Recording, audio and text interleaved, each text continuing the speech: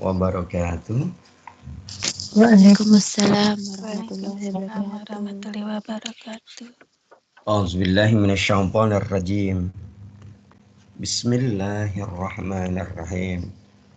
Alhamdulillahilladzi hadana lihada wa ma kunna linahtadiya laula an hadana Allah.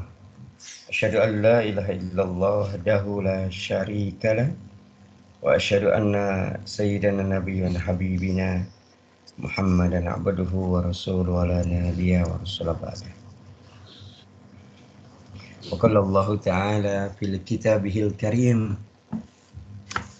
A'udzu billahi minasyaitonir rajim. Faman sakulat mawazinuhu faulaika humul muflihun. Wa man khaffat mawazinuhu faulaika alladzi khasiru anfusahum fi jahannam khalidun. Sadaqallahul azim. Wa nahnu ala dzalika minasyahidin wasyakirin walhamdulillahi rabbil alamin. Para santri yang mulia, mari kita awali kajian kita pada pagi hari ini dengan bersama-sama membaca basmalah. Bismillahirrahmanirrahim. Selanjutnya mari kita bersyukur kepada Allah Azza wa Jalla. Di pagi yang cerah ini Allah masih banyak memberikan keberkahan hidup kepada kita, masih banyak memberikan karunia-Nya kepada kita.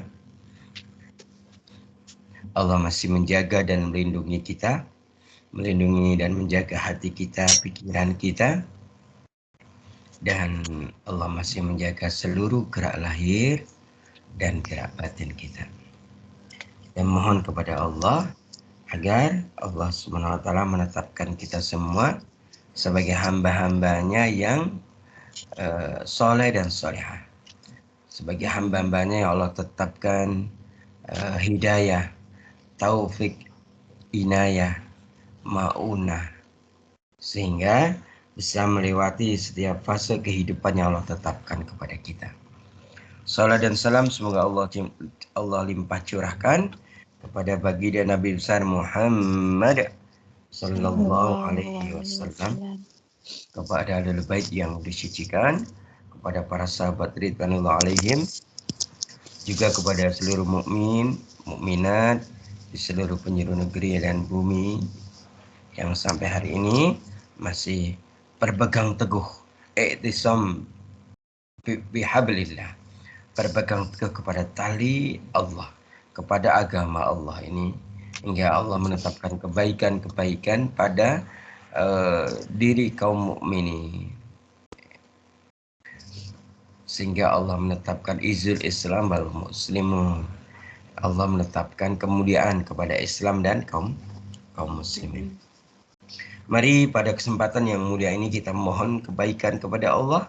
Mari kita berdoa semoga dengan kehadiran kita di majelis ini menyebabkan Allah mengampuni segala dosa dan kemaksiatan kita. Semoga dengan kehadiran kita di majelis ini Allah memudahkan semua urusan-urusan dunia dan urusan-urusan akhirat kita. Amin. Semoga dengan kehadiran kita di majelis ini Allah menghindarkan kita, ya, melindungi kita dari bala dan bencana dan hal-hal yang membahayakan kehidupan kita. Amin. Semoga dengan kehadiran kita di majelis ini Allah menyembuhkan penyakit-penyakit kita, baik penyakit lahir maupun penyakit batin. Amin ya rabbal alamin. Dan semoga dengan kehadiran kita di majelis ini Allah melimpah ruahkan rezeki lahir maupun rezeki batin kepada kita sekalian. Allahumma amin ya rabbal alamin. Para santri yang mulia, alhamdulillah pada kesempatan ini kita akan melanjutkan pembahasan kita. Dan kita masih membahas tentang kitab, ya, yang terkait dengan yaumul akhir, ya. Kita masih maroji itu kitab yang kita pakai adalah kitabnya At-Tazkirah ya. At-Tazkirah ya. At-Tazkirah ini ditulis seorang ulama yang hebat, namanya adalah Imam Al-Qurtubi ya. Kemudian kita juga memakai kitab untuk referensi ini adalah kitabnya Syekh Khalid Abu Syadi ya. Dalam kitabnya Laila Bainal Jannah wan Nar. Malam-malamnya di surga dan malam-malamnya di neraka. Gitu ya. Juga kita masih memakai kitabnya dari kelompok ulama telah kitab Risalah Akhir Zaman ya. Jadi seperti itu. Dan alhamdulillah hari ini kita sudah sampai mana? Atau kemarin pada pertemuan yang lalu pembahasan sudah sampai mana? Ada yang masih ingat? Yaumul Hisab. Coba diulang. Yaumul Hisab. Ya, betul sekali. Yaumul Hisab. Tapi sudah sampai pada tahap apa? Orang kafir menerima buku catatan dengan tangan kiri dari arah belakang. Betul sekali. Orang mukmin Orang menerima kafir. catatan. Orang kafir. Ya, orang kafir. Kalau orang mukmin menerima catatan dari tangan kanan dan arah depan. Dari arah depan ya. Oke, baik. Ya, kita jadi begini tahapannya. Setelah Yaumul Hisab, Allah menghitung tanpa merugikan kita. Yaumul Hisab itu semua amal kita dihitung, tidak ada yang luput, semua akan dihitung. Kemudian setelah itu kita menerima apa? Buku catatan amal. Setelah menerima buku catatan amal, kita masuk fase yang berikutnya, yaitu Yaumul Mizan. Apa? Yaumul Mizan. Nah, hari ini kita akan membahas tentang Yaumul Mizan. Ya, baru nanti kalau sudah Yaumul Mizan, ya urutannya ya, biar nanti antum sekalian memahaminya. Setelah Yaumul Mizan, kita masuk ke membahas tentang telaganya Rasulullah. Apa telaganya Rasulullah? Telaga Al-Kautsar. Baru setelah Telaga Kautsar kita akan masuk ke bab sirat. Ya, bab sirat ya. Setelah bab sirat, selesai bab sirat, kita akan masuk pembahasan tentang apa? Ternyata asyirat di situ ada lagi al-jisr. Ada syirat, ada al-jisr ya. Nah, kalau al-jisr ini dalam kitab ini dimaknai jembatan antara surga dan neraka. Kan itu. Nah, gitu ya. Nanti apa itu syirat, apa al-jisr kan gitu ya. Nah, gitu ya. Kemudian setelah itu baru kita membahas tentang bab yang terakhir, tapi sangat panjang, yaitu tentang surga dan neraka. Kalau udah itu selesai, kita kembali ke ayyuhal walad ya. Jadi kita ya. Baik hadirin yang dimuliakan Allah Subhanahu wa taala. Jadi kita akan bahas tentang pasal yang baru, bab baru, yaitu tentang Yaumul Mizan. Tentang Yaumul Mizan ya. Jadi semua manusia menerima catatan perbuatannya ya. Setelah menerima ya, bagi orang-orang kafir dan munafik menerima catatan dari sebelah ya, dari sebelah kanan, dari sebelah kiri, dari arah belakang. Adapun bagi orang mukmin yang beramal soleh akan melihat catatan dari depan. Dari sebelah kanan arah depan. Jadi gitu. Sebelum tadi disampaikan oleh Mbak Erna ya. Nah, maka setelah itu semua manusia akan bergerak. Jadi setelah masing-masing menerima catatan amal, maka semua manusia akan bergerak. Bergerak menuju kemana? Bergerak menuju al-mizan. Bergerak menuju al-mizan. Atau bergerak menuju timbangan. Untuk apa? Untuk ditimbang semua amal-amal perbuatannya. Dan itulah yang dimaksud dengan Yaumul Mizan, ahli penimbangan. Ya. Di mana pada saat itu amal-amal kebajikan dan amal-amal kejahatan akan ditimbang. Kemudian misalnya ditanyakan, terus bagaimana menimbang amal-amal kebaikan dan amal-amal kejahatan itu? Ternyata di Yaumul Mizan nanti semua amal-amal kebajikan, semua amal-amal kejahatan itu akan diwujudkan dalam bentuk nyata, dalam bentuk konkret. Jadi amal itu misalnya kita sholat, kan nggak berbentuk ya? Nggak berbentuk. Misalnya gibah itu ada bentuknya nggak? Tidak. Kalau pengertiannya kan membicarakan aib orang lain, kan gitu kan ya? Di belakang, gimana orang yang dibicarakan itu tidak tahu, kalau dia mendengar dia membencinya, kan gitu. Tapi bentuknya nggak kelihatan.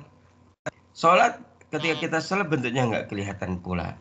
Maka ternyata nanti pada saat Yaumul Mizan itu semua amal-amal kebaikan, amal-amal kebajikan dan juga amal-amal dosa atau kejahatan akan Allah wujudkan dalam bentuk konkret. Allah wujudkan dalam bentuk tertentu, gitu, tapi yang konkret. Nah setelah itu baru ditimbang. Apakah ada dalilnya Ustadz? Ada, nanti kita jelaskan ya. Nah, adapun amal-amal kebajikan yang tadi sudah diwujudkan oleh Allah dalam bentuk nyata akan diletakkan pada anak timbangan sebelah kanan. Dan amal-amal kejahatan akan diletakkan pada anak timbangan sebelah kiri. Maka apabila bobot amal kebajikan seorang hamba lebih berat dari bobot amal kejahatannya, ia akan selamat dan akan dimasukkan ke surga. Namun sebaliknya, manakala amal kejahatannya lebih berat, maka ia akan menerima kecelakaan abadi dan dia masuk neraka. Jadi kayak gitu. Nah, ada beberapa dalil yang menjelaskan tentang Yaumul Mizan ini. Bahkan nanti terkait dengan bahwa Allah mewujudkan amal, baik amal kebajikan atau kejahatan untuk konkret, nanti juga ada dalilnya. Baik, kita memulai dari surat Al-A'raf, surat yang ke-7, ayat 8 sampai 9. A'udzubillahi minasyaitonirrajim. Wal waznu yawma idzinil haqq. Faman sakulat mawazinu faulaika humul muflihun. Wa man khaffat mawazinu faulaika alladzi khasiru anfusahum bima kanu biayatina yablimun. Allahumma hamna bil Quran. Timbangan pada hari itu adalah kebenaran atau keadilan. Ya. Jadi hadirin yang dimuliakan Allah Subhanahu wa taala, Allah menegaskan timbangan pada hari itu adalah kebenaran. Berarti kalau kebenaran apa yang terlintas dalam pikiran kita yang namanya kebenaran itu berarti penuh dengan keadilan. Jadi timbangan pada hari itu adalah penuh dengan keadilan. Maka barang siapa berat timbangan kebaikannya, maka mereka itulah orang-orang yang beruntung. Dan siapa yang ringan timbangan kebaikannya, mereka itulah orang-orang yang merugikan dirinya sendiri, disebabkan mereka selalu mengingkari ayat-ayat kami. Bahkan hadirin yang dimuliakan Allah Subhanahu wa taala, Allah juga menegaskan kepada kita tentang hal ini, ya. Tertuang tentang al-mizan, tentang timbangan, ya. Allah menegaskan dalam surat Al-Anbiya, surat yang keberapa? Al-Anbiya surat yang ke-20 atau 21, ya. Di situ ada penjelasan, ya, dalam ayat yang ke-47. Silahkan salah satu dibaca.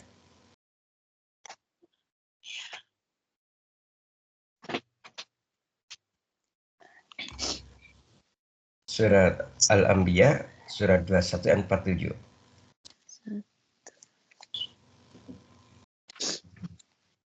Monggo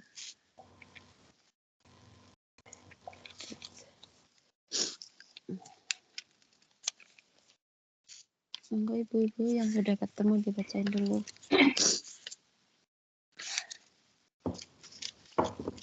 Silakan dibaca.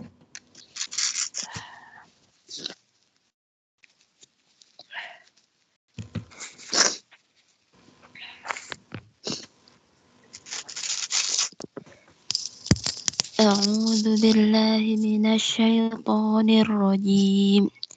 Bismillahirrahmanirrahim. Wa nadha'ul mawazinal qista liyaumil qiyamati fala tudlamu nafsun syai'a. Wa in kana mithqala habbatin min khardalin atayna biha wa kafa bina khasibin. Dan kami akan memasang timbangan yang tepat pada hari kiamat. Maka tidak seorang pun dirugikan walaupun sedikit, sekalipun hanya seberat biji sawi. Pasti kami akan mendatangkannya pahala, dan cukuplah kami yang membuat perhitungan. Shadaqallahul adzim. Ya. Ini penegasannya adalah bahwa nanti Allah akan memasang timbangan. Ya. Al-mawazinal qista liyaumil qiyamah. Timbangan, ya. Al-qista, timbangan yang tepat. Berarti timbangan yang kalau walaupun ini tidak bisa ya dianalogikan dari sisi manusianya, tapi kalau kita memahaminya timbangan tepat itu berarti timbangan itu nggak rusak. Yang kedua, timbangan yang tepat itu berarti timbangan itu benar-benar akurat. Jadi gitu. Maka Allah memasang timbangan yang tepat pada hari kiamat dan tidak ada yang dirugikan sedikit pun, kan itu ya. Tidak ada, ya. Fala tu'lamu nafsun sayyi'ah, gitu. Tidak ada satupun yang terzolimi pada saat itu, ya. Semua amalan, gitu ya. Wa in kana misqala habbah min khardalin ataina biha, gitu ya. Semua amalan, ya, apapun itu, baik amalan kebajikan maupun amalan kejahatan, semuanya, ya, walaupun sebesar biji sawi atau hanya sekedar biji, ya, itu pun pasti akan Allah datangkan pahalanya. Dan penegasan di situ wakafa bina hasibin, ya, dan sungguhnya cukuplah Allah sebagai pembuat perhitungan, ya, saat itu. Jadi hadirin yang dimuliakan Allah, jadi sebagaimana pada yaumul hisab, sebagaimana pada hari pembagian catatan atau kitab, ya, maka begitulah pada masa atau pada waktu yaumul mizan. Situasinya detik-detik ini detik-detik yang sangat menegangkan. Jadi detik-detik inilah detik-detik yang benar-benar menegangkan. Mata-mata manusia, mata-mata semua manusia saat itu menatap dengan rasa takut sekaligus penuh dengan harap. Namun tentunya bagi seorang mukmin masih punya harapan. Namun tidak bagi mereka yang kufur, gitu ya. Bagi mereka yang kafir, yang munafik, yang murtad, gitu ya, bisa dipastikan mereka akan menjerit histeris, melengking dan memekik penuh dengan ketakutan. Mungkin suara mereka akan habis, bahkan mungkin air mata mereka akan berganti dengan darah. Nyawa mereka hampir saja terbang saat menyaksikan bahwa timbangan kejahatannya, timbangan kejahatan mereka lebih berat dari kebaikannya. Bahkan lebih kaget lagi apa? Ketika semua kebaikan yang pernah dilakukan oleh orang kafir, oleh orang munafik, oleh orang murtadin, semua kebaikan yang pernah dilakukan semuanya akan sia-sia. Allah musnahkan. Semua seperti fata morgana. Semua hilang, gitu. Bagikan debu di atas batu yang diguyur air hujan. Bersih dan tak bersisa. Maka bagi orang kafir, bagi orang munafik, bagi orang murtad atau murtadin, maka yang ada apa? keburukan dan keburukan. Jadi begitu. Maka kalau dalam surah Al-Qari'ah ayat 6 sampai ayat 9 Allah menegaskan auzubillahi minasyaitonirrajim fa amma man sakulat mawazinu, dan adapun orang yang berat timbangan kebaikannya fa huwa 'aisyatur radiyah, maka dia berada dalam kehidupan yang radiyah. Ini radiyah itu kehidupan yang penuh dengan keridhaan dari Allah. Atau bahasa lainnya kalau kita diridhoi itu kehidupan yang memuaskan. Adapun kebalikannya wa amma man khaffat mawazinu, adapun orang-orang yang ringan timbangan kebaikannya, berarti timbangan kejahatannya lebih banyak, lebih berat, ya. Fa ummuhu hawiyah, maka tempat kembalinya adalah neraka hawiyah. Bahkan kalau kita lanjutkan wa ma adraka ma hiya, dan tahukah kamu apakah neraka hawiyah itu? Narun hamiyah, yaitu api yang sangat panas. Jadi begitu hadirin yang dimuliakan Allah. Bahkan dengan redaksi yang hampir sama dengan surah Al-Qari'ah ini, Allah menegaskan juga dalam surat Al-Mu'minun, ya, surah Al-Mu'minun. Auzubillahi minasyaitonirrajim. Faman sakulat mawazinu faulaika humul muflihun. Barang siapa yang berat timbangan kebaikannya, mereka itulah orang-orang yang mendapat al-muflihun, mendapatkan keberuntungan. Wa man khaffat mawazinu, adapun barang siapa yang ringan timbangan kebaikannya, faulaika alladziina khasiru anfusahum, sungguh mereka adalah orang-orang yang telah merugikan dirinya sendiri. Mereka telah merugikan apa? Dirinya sendiri.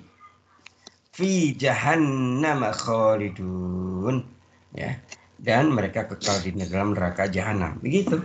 Jadi dalam hal ini berarti mereka kekal di neraka jahanam ya orang-orang kafir, orang-orang munafik, orang-orang murtad, kan gitu. Jadi seperti itu, ya. Nah, dari sinilah dirinya yang dimuliakan Allah Subhanahu wa taala. Itulah ketika orang kafir begitu takut, orang-orang munafik tak kalah takutnya, gitu ya. Mungkin mereka menyadari bahwa kelak, ya, ketika sudah di sana baru menyadari bahwa dia akan memperoleh ganjaran akibat kejahatan mereka di dunia, akibat mulut mereka yang banyak berdusta, akibat hati mereka yang kesat dan busuk, gitu ya. Mereka tahu bahwa kebaikannya lebih ringan dari kejahatannya. Bahkan mereka akan pulang dengan penuh sesal. Tangis mereka begitu menyayat, wajah mereka hitam ditimpa kehinaan, bahkan mereka akan pulang hati yang hancur. Lalu orang-orang munafik ini bersama dengan orang-orang kafir, bersama-sama orang murtad akan digiring oleh malaikat-malaikat yang sangat kejam, sangat seram, menggiring mereka ke neraka jahanam. Fi jahannam khalidun, dan mereka kekal di dalam neraka jahanam. Nah, hal ini coba dibaca surat Al-Kahfi, ya, dibuka surah Al-Kahfi surat yang ke-18 ayat 103 sampai 105. Ya, salah satu membaca Al-Kahfi ayat 103 sampai 105.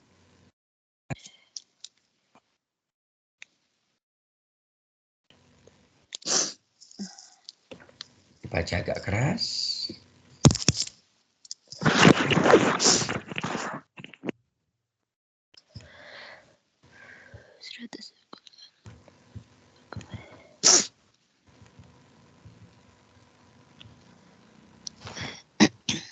A'udzu billahi minasyaitonir rajim. Bismillahirrahmanirrahim. Qul hal nunabbi'ukum bil akhsyarina a'mala alladzina dhalla sa'yuhum fil hayatid dunya wa hum yahsabuna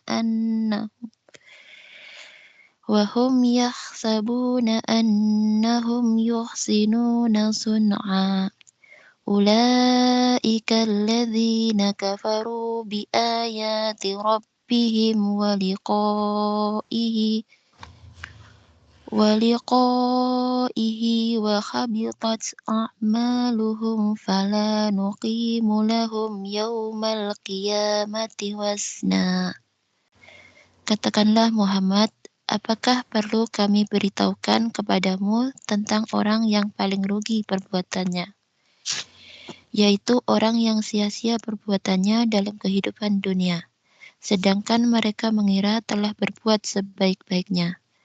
Mereka itu adalah orang yang mengingkari ayat-ayat Tuhan mereka dan tidak percaya terhadap pertemuan dengannya. Maka sia-sia amal mereka, dan kami tidak memberikan penimbangan terhadap amal mereka pada hari kiamat. Shadaqallahul adzim. Allah marhamna bil Quran. Jadi di sini ada kalimat yang membuat orang-orang kafir, orang munafik ini sangat ini ya, merugi gitu. Apa? Ketika apa? Ya. Alladzi nadalla sa'yuhum fil hayatid dunya. Gitu. Orang-orang yang telah sia-sia perbuatannya dalam kehidupan di dunia gitu. Padahal apa? Wahum yahsabuna annahum yuhsinuna sun'a. Sedangkan mereka menyangka telah berbuat yang sebaik-baiknya. Padahal itu nanti di yaumul akhir semua apa? Ya. Semua fala nuqimu lahum yaumal qiyamati wasna, gitu ya. Dan kami tidak mengadakan penilaian bagi amalan mereka. Jadi semua nggak dianggap oleh Allah di yaumul akhir nanti. Misalnya orang kafir nyumbang ke panti asuhan. Orang kafir misalnya nyumbang bikin masjid. Yang itu. Gitu. Itu tidak ada nilainya sedikit pun di sisi Allah Subhanahu wa taala. Itulah yang akan dialami orang-orang kafir, orang-orang munafik pada saat yaumul mizan. Nah, kita berikutnya, terus bagaimana kondisi orang-orang mukmin pada saat yaumul mizan? Bagaimana kondisi orang-orang mukmin pada saat apa? Yaumul mizan. Ya, bagaimana kondisi mereka? Nah, sekarang kita akan masuk pada pembahasan ini ya. Namun sebelum itu Ustaz bertanya sekali lagi, apakah suara Ustaz terdengar jelas? Jelas Ustaz. Dengar Ustaz. Oke, alhamdulillah. Baik. Adapun orang-orang mukmin, hadirin sekalian, ya. Adapun orang-orang mukmin, ya. Tentunya mereka akan menyaksikan bahwa timbangan kebaikan mereka akan lebih berat daripada timbangan kejahatannya. Nah, ketika mereka menyaksikan kondisi yang demikian, yaitu ketika mereka menyaksikan bahwa timbangan kebaikannya lebih berat daripada timbangan kejahatannya, mereka kemudian sujud bersyukur kepada Allah. Ya, bersujud penuh syukur kepada Allah Subhanahu wa taala. Kemudian wajah mereka berseri-seri. Setelah itu apa? Setelah ditimbang berat kebaikan yang lebih banyak, maka pasti mereka berseri-seri. Setelah itu apa? Allah kemudian dengan kesempatan, kembalilah kau menemui keluargamu dengan sukacita. Maksudnya apa ini? Artinya apa ini, hadirin sekalian? Ternyata bagi kita yang nanti sudah yaumul mizan, masuk masa itu, timbangan kebaikan kita lebih banyak, maka kita itu suruh nemuin keluarga kita dengan sukacita. Disitulah kemudian ada apa? Di situ ada fadilah, ada keutamaan orang yang soleh di dalam sebuah keluarga. Orang soleh itu bisa membantu, bisa menolong anggota keluarganya terhindar dari malapetaka dan bahayanya yaumul akhir. Jadi kayak gitu ya. Begitu ya. Nah, terkait dengan ini banyak nas ya. Apa namanya? Ya, itu udah selesai ya terkait dengan orang mukmin, jelas kondisinya seperti itu ya. Nah, berikutnya masih bicara tentang al-mizan ya. Tentang al-mizan gitu ya. Misalnya ditanya sebenarnya al-mizan itu apa tahu Ustaz gitu. Kalau al-mizan itu kan ini timbangan. Mungkin kita memahami ya, mempersepsi ya, timbangan itu ya kayak timbangan itu Ustaz, gitu ya. Berarti timbangan itu ada yang di anak timbangan sebelah kiri dan ada anak timbangan sebelah kanan, itu timbangan. Kecuali apa? Kecuali apa? Kalau timbangan beras gimana? Yang di toko-toko kelontong itu. Nah, itu ya. Tetap ada kiri dan kanan. Cuma kalau sebelahnya itu misalnya beras, sebelahnya adalah apa? Alat timbangnya untuk mengukur berapa beratnya kan itu. Bisa membayangkan nggak timbangan itu? Apa perlu saya tampilkan timbangannya? Yang di toko-toko kecil itu. Sudah bisa membayangkan ya? Bisa. Iya. Terus bagaimana nih al-mizan atau timbangan ya di yaumul mizan nanti kan itu. Nah, banyak ya banyak dalil yang menjelaskan tentang pengertian hakiki dari mizan ini. Dan ternyata sesuai dengan pemahaman kita di dunia ini bahwa al-mizan ini ya menurut keterangan banyak menurut keterangan banyak hadis, al-mizan itu sebuah timbangan yang terdiri dari dua buah anak timbangan. Ada anak timbangan sebelah kiri dan ada anak timbangan sebelah kanan. Terus berapa ukurannya? Berapa besarnya? Berapa ukuran timbangannya gitu. Padahal ini kan untuk menimbang apa? Amal. Semua amal perbuatan manusia. Miliaran loh. Besarnya seberapa ya? Kuatnya seberapa ya gitu. Padahal semua amal, baik amal kebajikan maupun kejahatan, semua dikonkretkan oleh Allah. Diwujudkan untuk nyata, kemudian ditimbang gitu. Kan itu. Baik, kita nggak usah memikirkan tentang timbangannya kuat gak ya nanti, kuatnya kayak apa ya, itu sudah kita nggak usah memikirkan itu karena tentunya kalau udah Allah yang menciptakan ya sudah pasti itu sempurna ciptaannya Allah kan itu, kan gitu ya. Nah di sini terkait dengan al-mizan ini sampai kepada ukurannya gitu ya, gitu ya. Ini ternyata ada penjelasan dari Nabi ya. Ada penjelasan dari Nabi dan hadis riwayat Al-Hakim ya. Nah, hadis ini dari Salman Al-Ghifari dari Rasulullah Sallallahu Alaihi Wasallam. Beliau bersabda, "Yudza'ul mizanu yaumal qiyamah." Pada hari kiamat kelak mizan akan ditegakkan kata Nabi. Pada hari kiamat kelak mizan akan ditegakkan kata Nabi. Ya. Falau wujna fihi samawatu wal ardu lawasi'at. Andaikan ya, iya itu maksudnya mizan itu, timbangan itu digunakan untuk menimbang langit dan bumi, ya, gitu ya. Lawasi'at, gitu ya. Maka dia akan mencukupi, gitu ya. Jika timbangannya itu digunakan untuk menimbang langit dan bumi, maka sangat bisa, sangat memadai, sangat bisa. Kan itu. Fatakul malaikah. Kemudian para malaikat bertanya kepada Allah, "Ya Rabbi, liman yajidu hada?" Gitu ya. Kemudian malaikat bertanya kepada Allah, "Ya Rabbi," gitu ya. "Timbangan ini untuk menimbang siapa?" Gitu ya, gitu ya. Fayaqulullahu ta'ala, kemudian Allah berfirman, "Liman syi'tu min khalqi." Timbangan ini untuk menimbang siapa saja dari hamba-hambaku yang aku kehendaki. Nah, gitu ya. Jadi timbangan ini kata Allah untuk menimbang siapa saja dari hamba-hambaku yang aku kehendaki. Fatakulul malaikah, kemudian maka para malaikat berkata, "Subhanaka ma'abadnaka haqqa ibadatik." Maha suci engkau, tidaklah kami dapat beribadah kepadamu dengan sebenar-benar ibadah. Dari sini sebenarnya sudah sangat jelas ya penjelasannya bahwa mizan ini sangat akurat.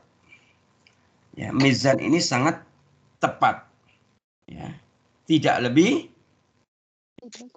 tidak kurang sedikit pun. Ya, sangat tepat. Ya. Seperti yang tadi kita bacakan di awal. dibacakan oleh salah satu santri tadi dalam surat Al-Anbiya, ya. Ada kalimat apa? Al-mawazinal qisto, gitu ya. Ya, wa nad'ul mawazinal qisto li yaumil qiyamah. Kami akan memasang timbangan yang adil pada hari kiamat. Timbangan yang tepat, gitu. Fala tutlamu nafsun syai'a, dan tidak ada seorang pun yang dirugikan barang sedikit pun pada saat itu, gitu ya. Jadi gitu. Nah, kemudian kita ke pembahasan berikutnya. Kira-kira apa yang ditimbang, gitu ya. Kira-kira apa yang ditimbang? Ada yang tahu tidak apa yang ditimbang kira-kira? Amal perbuatan. Amal perbuatan, bagus sekali ya. Nah, para ulama berbeda pendapat mengenai apa sih yang ditimbang, gitu. Apa yang ditimbang, gitu ya. Nah, ini ada 3 kelompok ulama yang menjelaskannya. Apa sih yang ditimbang? Kelompok pertama adalah kelompok yang di dalamnya ada ulama kita yang hebat, namanya Imam Ibnu Hajar Al-Asqalani, ya. Nah, kelompok pertama ini, kalangan ulama ini menegaskan bahwa yang ditimbangkan, tadi pertanyaan apa yang ditimbang, gitu ya. Pertanyaannya gitu, apa yang ditimbang, gitu. Maka pada kelompok yang pertama ini menegaskan bahwa pada hari Yaumul Mizan, sesungguhnya yang ditimbang adalah amal perbuatan. Yang ditimbang apa? Amal perbuatan. Amal perbuatan. Sebenarnya tadi ada santri yang menyampaikan itu. Yang ditimbang adalah amal perbuatan. Di mana amal perbuatan akan diwujudkan secara fisik dan diletakkan di timbangan, gitu. Jadi kalau awal tadi Ustaz menyampaikan bahwa nanti amal kita itu akan diwujudkan untuk konkret, diwujudkan untuk fisik. Kemudian akan diletakkan di mana? Di timbangan itu. Nah, pendapat ini tentu berdasar kepada banyak nas yang menunjukkan bahwa amal-amal perbuatan pada hari kiamat nanti akan didatangkan dalam bentuk konkret. Berarti kalau konkret itu nyata. Berarti nyata itu bisa dilihat oleh mata. Mata. Oh, berapa banyak sih amalnya itu kelihatan di situ, karena semua diwujudkan dalam bentuk konkret, dalam bentuk fisik, dalam bentuk nyata, sehingga bisa dilihat oleh mata. Nah, setelah itu amal-amal itu akan ditimbang. Nah, gitu ya. Nah, itulah pendapat pertama yang tadi di dalamnya ada Imam Ibnu Hajar Asqalani. Nah, di antara dalilnya adalah, ya, dalilnya ini ada hadis, ya. Hadis riwayat Muslim, ya. Hadis ini dari Abu Umamah, di mana beliau mendengar Rasulullah Shallallahu Alaihi Wasallam bersabda, Iqra'ul Quran, gitu ya. Bahasa gitu. Bacalah Quran. Fa innahu ya'ti yaumal qiyamah syafi'an li ashabih, gitu. Bacalah Quran, karena pada hari kiamat ia akan memberi syafaat bagi para pengamalnya. Li ashabih. Kemudian ikra'u az-zahrawain. Kemudian bacalah az-zahrawain. Apa zahrawain itu? Kalau di dalam pelajaran ruqyah kita mengenal al-mu'awwazatain. Ya, itu karena ada itu 2 ayat, ya. Surat Al-Falaq dan surat An-Nas. Ini ada 2 surat juga yang disebutkan di sini yang di mana Rasulullah merintahkan ikra'u az-zahrawain. Apa? Az-zahrawain itu apa? Ternyata Rasulullah menjelaskan az-zahrawain itu adalah Al-Baqarah wa suratu Ali Imran. Jadi Nabi mengatakan bacalah az-zahrawain. Apa az-zahrawain itu? Surat Al-Baqarah dan surat Al-Imran. Kenapa? Gitu ya. Fa innahuma ta'tiyani yaumal qiyamah ka'annahuma ghamamatan au ka'annahuma ghayayatani au ka'annahuma firqani min tayrin sawafatu hajjani an ashabihima. Kenapa? Karena keduanya tadi apa yang dimaksud? Surat Al-Baqarah Surat dan surat Al-Baqarah Ali dan Imran. surat Al-Imran. Keduanya nanti pada yaumul kiamah akan datang laksana dua awan. Laksana apa? Dua awan. Dua awan. Nah, itu ya. Yang akan apa? Begitulah, maka ada gambaran bahwa nanti itu di padang mahsyar ada orang yang terus kemana-mana diikuti oleh awan. Berarti dia nggak kepanasan. Ternyata dua awan itu dari mana dia dapatkan? Karena dia apa? Dia sering membaca Az-Zahrawain. Coba ikutin Ustaz. Az-Zahrawain. Az-Zahrawain. Iya. Itu ya, kita sudah dia paham Az-Zahrawain, sudah paham Al-Mu'awwizatain. Sudah itu ya. Kita amalkan itu. Kan gitu ya. Kemudian Az-Zahrawain ini ya, selain bisa laksana dua awan yang datang untuk melindunginya dari panas terik matahari saat itu, nanti juga bisa berupa apa? Au ka'annahuma firqani min tayrin sawaffa tuhajjani an ashabihima. Atau seperti dua kawanan burung yang terbang. Kalau dua kawanan itu maksudnya apa? Burungnya satu apa banyak? Kawanan itu banyak apa sedikit? Banyak. Berarti dua kan berarti dua kelompok burung yang sangat banyak. Dua kelompok burung yang sangat banyak. Gitu ya. Kemudian akan melindungi para pengamalnya, para pembaca Az-Zahrawain gitu ya. Jadi gitu. Masya Allah, tabarakallah ya. Nah ini dia ya. Kemudian terkait dengan yang lain, nas yang lain terkait hadis yang menjelaskan mengenai pendapat pertama bahwa apa yang ditimbang itu adalah amal perbuatannya gitu ya, atau amal kebajikannya atau amal kejahatannya itu yang ditimbang. Nas yang lain adalah hadis ini Sahih Bukhari dan juga Sahih Muslim, di mana ini dari Abu Hurairah ya, bahwa Nabi Shallallahu Alaihi Wasallam bersabda, kalimatani khafifatani alal lisan. Ada yang tahu ini? Ada kalimatani, ada dua kalimat. Nah, gitu ya. Khafifatani ya, alal lisan, yang ringan di lisan. Ya. Sakilatani fil mizan, tapi berat dalam timbangannya gitu ya. Habibatani ilar rahman, dan dicintai oleh ar-Rahman gitu. Ya. Jadi ada dua kalimat yang ringan di lisan namun berat dalam timbangan. Nanti di mizan sangat berat gitu ya.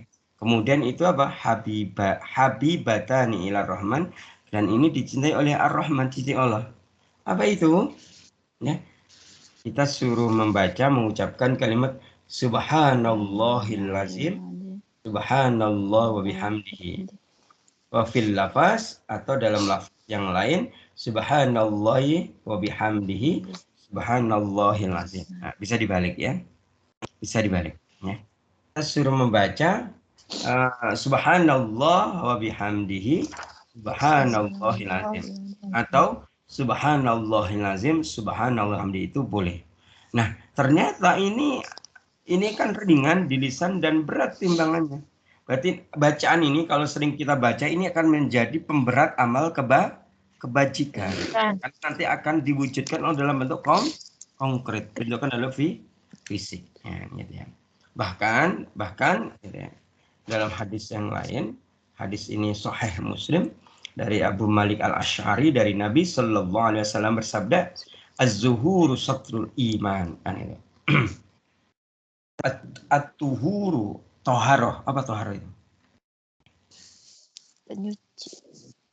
Apa toharoh? Bersuci.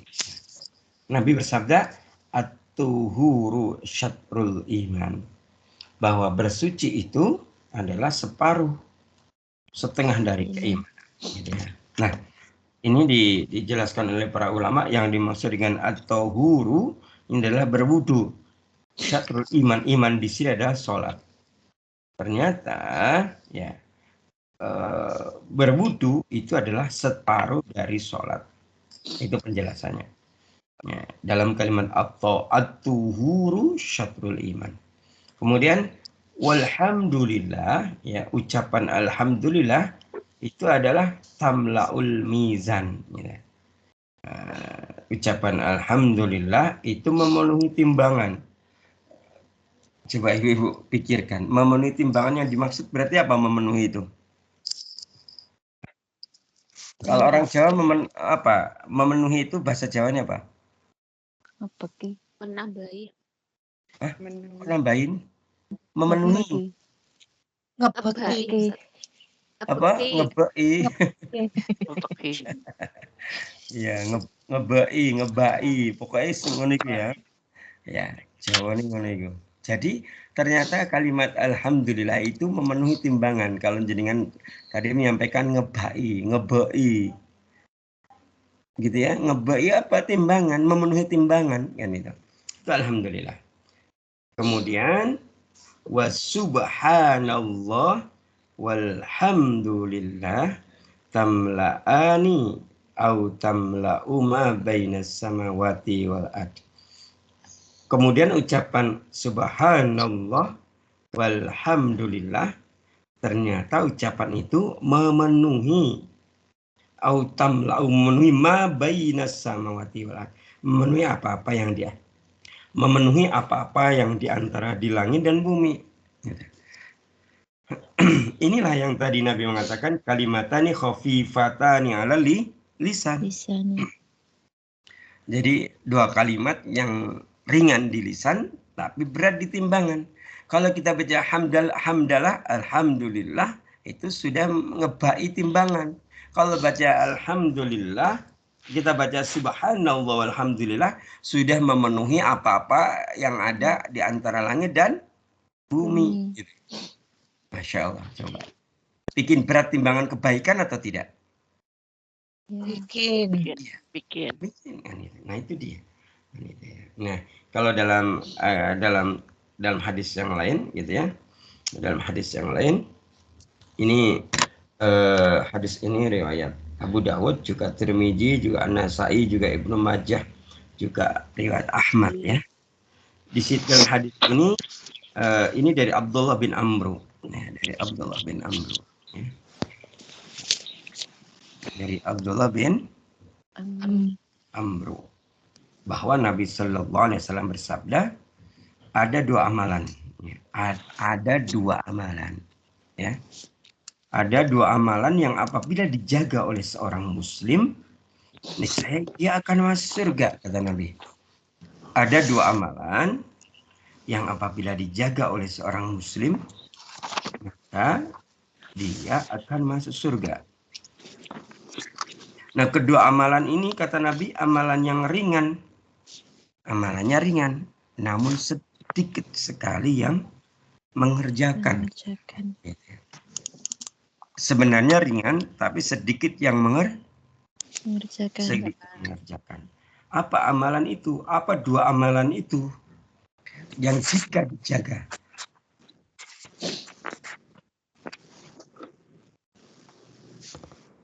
Apa dua amalan itu yang jika dijaga, didawamkan, dibiasakan, ya,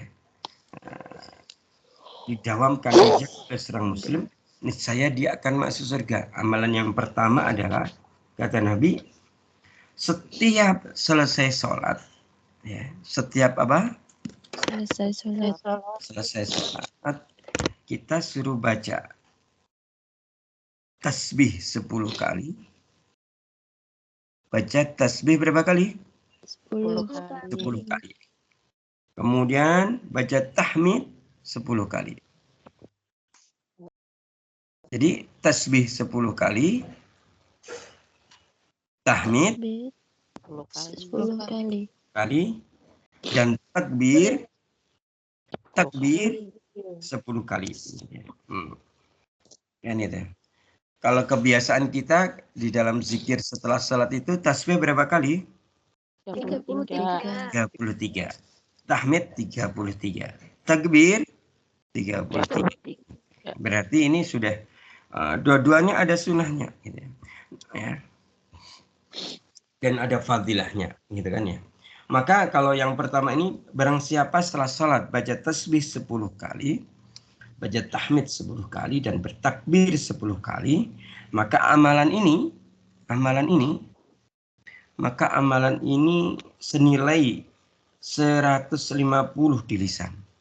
Seperti kebaikan 150 kali di lisan. Kemudian amalan ini seperti 1.500 dalam timbangan. Jadi kalau kita baca tadi tasbih 10 kali, hamdalah ya. Hamdalah 10 kali. Kemudian baca takbir 10 kali. Maka selain seperti nilainya 150 di lisan, ternyata juga apa? Ternyata nilainya seperti 1.500 dalam timbangan. Jadi sekali baca tadi 10 kali 10 kali, maka nanti itu seperti 1.500. Jadi Allah konkretkan dalam bentuk fisik sebanyak 1.500 pemberat dalam timbangan itu. Itu kalau kita baca sekali. Padahal kita sholatnya berapa kali sehari? 5 kali. Iya. Iya. Kita sholatnya kan bisa 5 kali. Kalau ditambah apa? Sunnah. Ditambah sunnah ya bisa 10 kali ya misalnya. Duhanya, tahajudnya, sholat tasbihnya, sholat hajatnya, gitu kan ya? Ini banyak lagi kan juga. Hadirin yang dimuliakan Allah. Kemudian amalan yang kedua, tadi amalan yang pertama apa? Yang jika didawamkan oleh seorang muslim, maka dia akan dijamin masuk surga. Dan ini amalan ringan tapi banyak yang tidak melakukan, kata Nabi. Yang pertama, setelah sholat kita baca tasbih 10 kali, tahmid 10 kali, takbir 10 kali. Dan amalan yang kedua, jika kita sudah berbaring untuk tidur,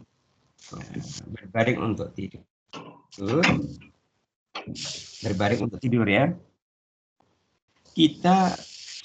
jika kita senantiasa bertasbih 33, bertahmid 33 dan bertakbir 34. Nah, coba diulang. Tasbihnya berapa? 33. Tahmidnya berapa? 33. Ya. Kemudian takbirnya berapa? 34. Dijumlahkan 100. Ya. Maka senilai dengan 100, nilainya seperti 100 kebaikan di lisan dan 1.000 dalam timbangan. Nah, maka siapakah di antara kalian yang berbuat 2.500 kebaikan dalam sehari? Nah, jadi Rasulullah bertanya, siapa sih yang bisa melakukan 2.500 kebaikan dalam sehari? Pasti nggak ada yang bisa. Nah, ini oleh Allah diberikan keistimewaan. Karena kita umatnya Rasulullah keistimewaan, kita cukup membaca. Setiap habis sholat baca 10 kali tasbih, 10 kali tahmid, 10 takbir. Ketika mau tidur baca tasbih 33 kali, tahmid 33 kali, takbir 34. Maka nilainya seperti kita berbuat kebaikan sebanyak 2.500. Gitu kali ya. Jadi gitu. Oke gitu. Itu yang pertama ya.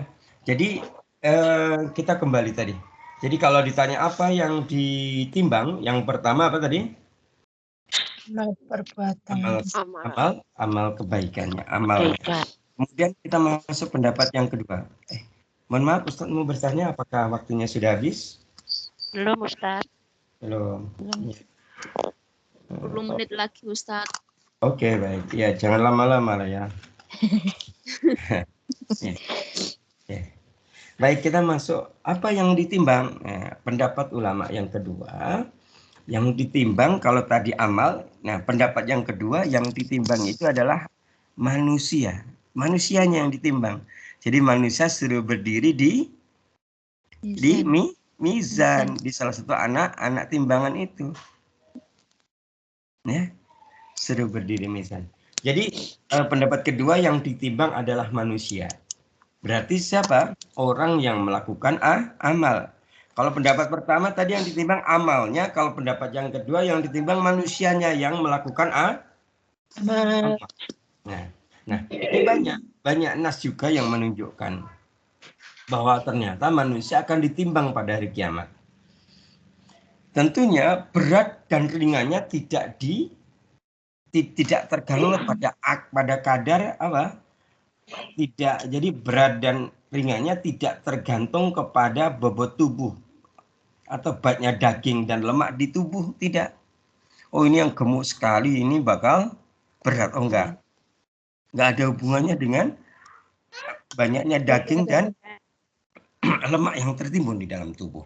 Tetapi ternyata berat atau ringannya ini tergantung pada kadar keimanan dan kadar ketakwaan, gitu ya. Adapun terkait dengan penjelasan ini ada dalilnya, ya. Ketika Rasulullah SAW bersabda dalam hadis riwayat Bukhari dan Muslim, "Innahu la ya'tir rajulul azimus samin yaumal qiyamah la yazidu 'indallah janaha ba'udah wa qala ikra'u fala nuqimu lahum yaumal qiyamati wasna." Dari Abu Hurairah radhiyallahu anhu dari Rasulullah sallallahu alaihi wasallam, beliau bersabda, sesungguhnya pada hari kiamat kelak akan ada orang yang badannya besar lagi gemuk, namun berat timbangannya di sisi Allah tidak melebihi berat sebelah sayap seekor lalat. Beliau lantas bersabda, "Iqra'u, bacalah firman Allah, fala nuqimu lahum yaumal qiyamati wasna." Dan kami akan mengadakan timbangan amalan mereka pada hari Al-Kahfi 104. Jadi ini menunjukkan bahwa hadis ini yang digunakan sebagai nas pendapat kedua, bahwa yang ditimbang adalah manusia. Ada hadis yang lain yang menguatkan ini, ya. Hadis ini terkait dengan keutamaan Ibnu Mas'ud. Hadis ini terkait dengan apa? Keutamaan Ibnu Mas'ud. Ibnu Mas'ud itu nama aslinya siapa? Abdullah bin Mas'ud, dan dikenal dengan panggilannya Ibnu Mas'ud. Ya. Hadis ini an Ali yaqulu, ini hadis ini dari Ali bin Abi Thalib, ia berkata, "Amaran Nabi sallallahu alaihi wasallam Ibnu Mas'ud." Nabi memerintahkan kepada Abdullah bin Mas'ud. Apa yang diperintahkan Nabi kepada Ibnu Mas'ud?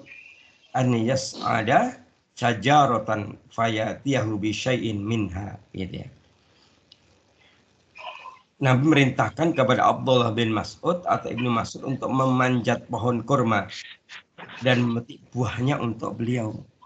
Ya, jadi Nabi merintahkan kepada Ibnu Mas'ud untuk memanjat pohon kurma dan memetik buahnya untuk beliau. Kan gitu. An yas'ada syajaratan fayatiyahu syai'in minha, kan gitu.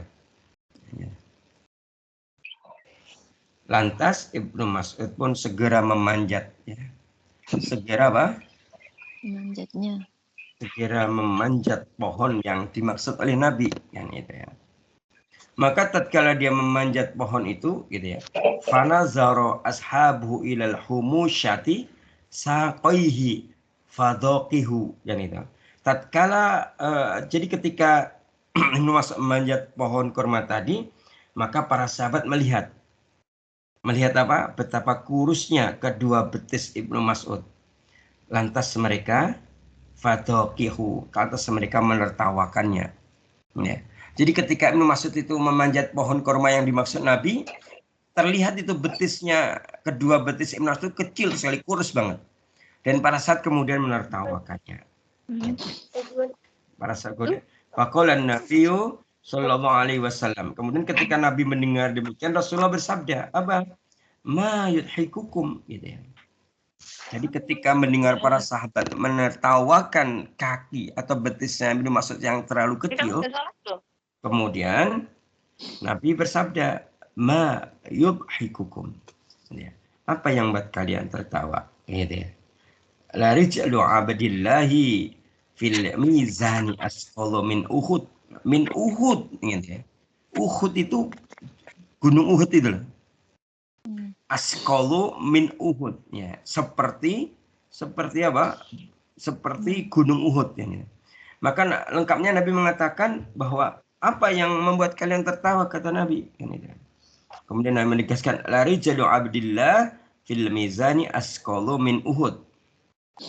Ya, sungguh kata Nabi, salah satu dari kaki Ibnu Mas'ud, ya, yang betisnya tadi sangat kecil, ya, dalam timbangan kelak di hari kiamat adalah lebih berat daripada gunung Uhud. Nah, gitu ya. Jadi kalau salah satu betisnya Ibnu Mas'ud itu ditimbang, di sebelahnya kok gunung Uhud, gitu ya, maka lebih berat daripada, lebih berat apa?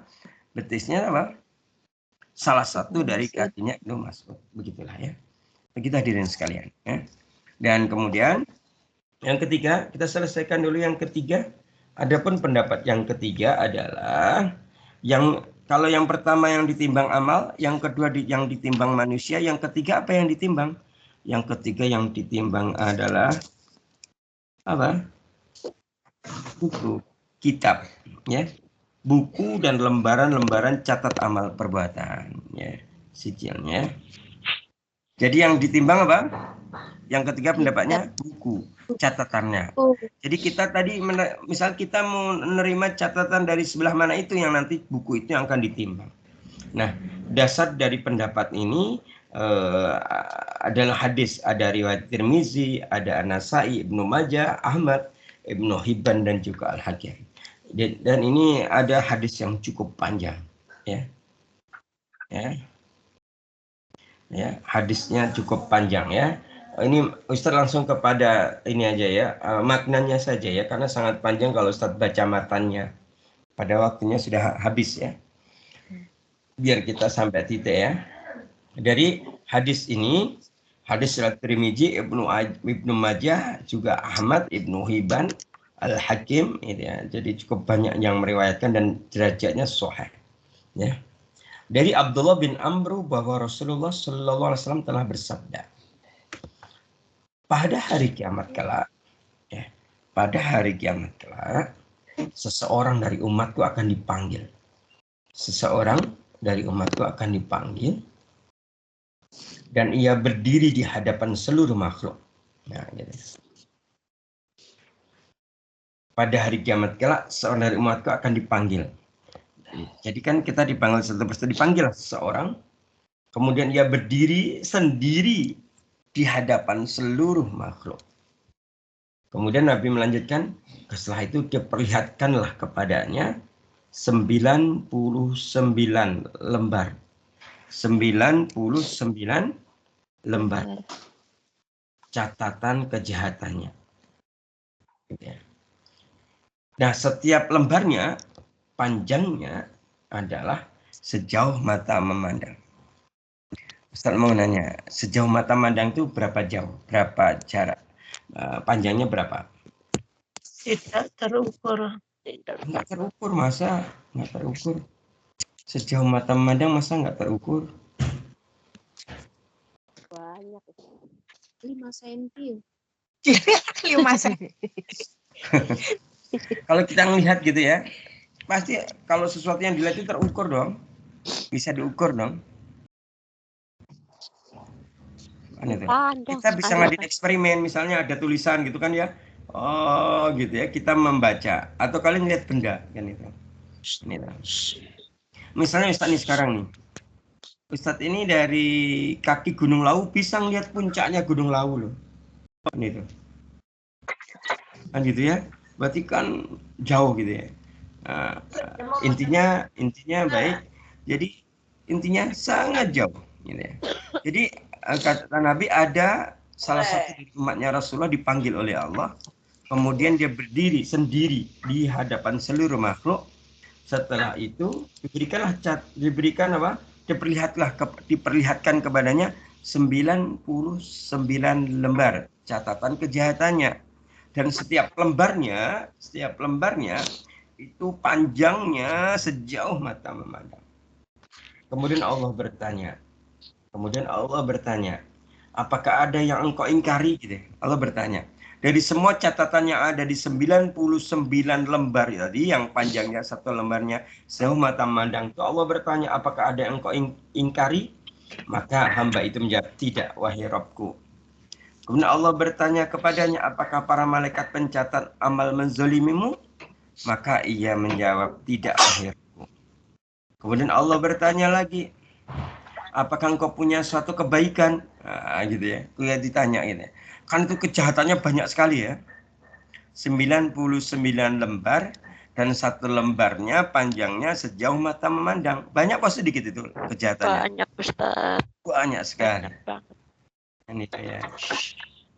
Kemudian ditanya, Allah bertanya, apakah ada yang kau ingkari? Tidak ya Allah, ya Rabb. Apakah para malaikat pencatat amal menzalimi kamu? Kata hamba ini, tidak ya Rabbku.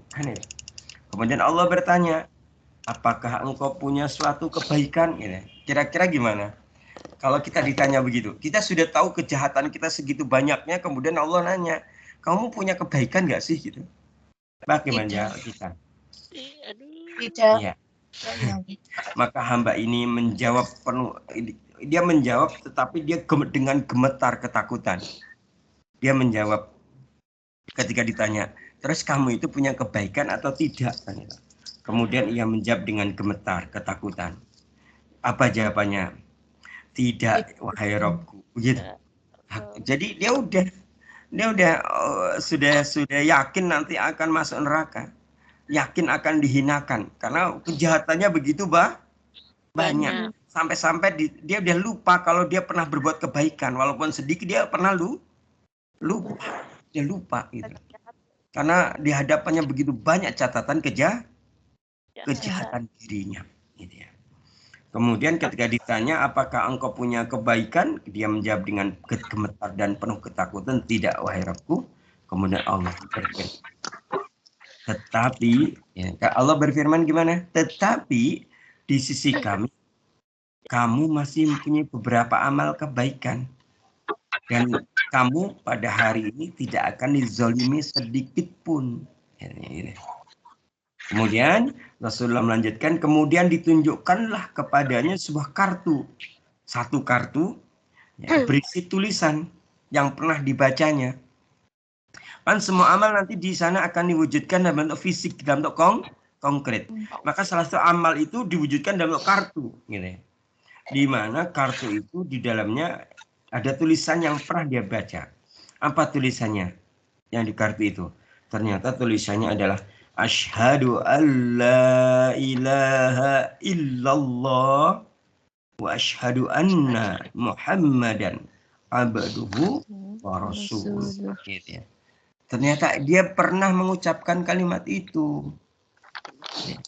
Kemudian ia bertanya, hamba itu bertanya, wahai Rabbku, apakah nilai kartu ini? Gitu. Ya Rabbku, apakah nilai kartu ini? Gitu. Bila dibandingkan dengan lembaran-lembaran kejahatan itu.